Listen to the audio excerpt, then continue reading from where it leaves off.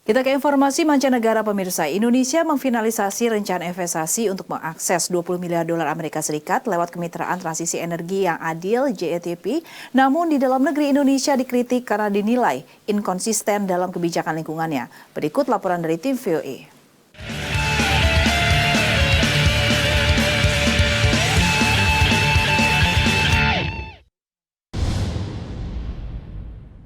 $20 miliar atau 310 triliun rupiah adalah komitmen dana yang diberikan 9 negara maju kepada Indonesia untuk memangkas emisi karbon, utamanya di sektor energi, dengan beralih dari batu bara ke energi terbarukan.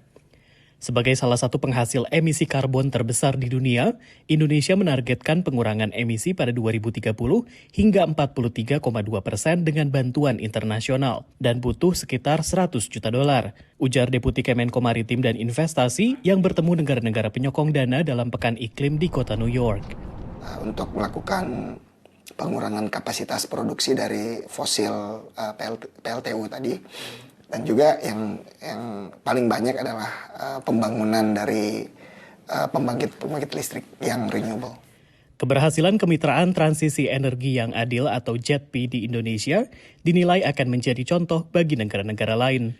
Not only help Indonesia achieve its goals, which is really important, but also to generate some momentum into the global effort through these just energy transition partnerships. So I think it's really important from a climate change point of view.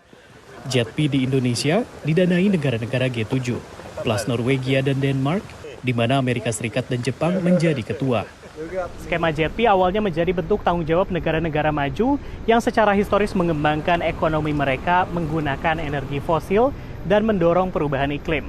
Belakangan, skema JETP banyak dikritik karena mayoritas dana tersebut berbentuk hutang dan dianggap memberi beban finansial kepada negara berkembang.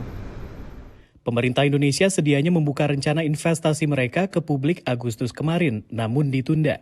Kurangnya transparansi ini membuat aktivis khawatir bahwa uang tersebut akan dipakai untuk mendanai proyek hijau palsu.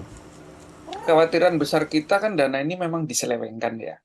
Diselewengkan dalam artian menyelundupkan yang kita sebut sebagai solusi palsu itu. Apakah tampak akan ada diselewengkan? Niatnya memang menyelewengkan. Baru-baru ini Otoritas Jasa Keuangan OJK mengungkap tengah merevisi taksonomi hijau Indonesia yang memungkinkan batubara dilabel sebagai proyek hijau asalkan dipakai untuk mendukung transisi energi. The activity on its own already fails the scientific evidence that it is green. So OJK's rationale for classifying coal as green because it is aimed at energy transition simply does not hold water. Indonesia adalah negara kedua yang mendapat komitmen pendanaan JETP setelah Afrika Selatan. Dari New York dan Washington DC, Rio Twasikal, Randy Wicaksana dan tim VOA.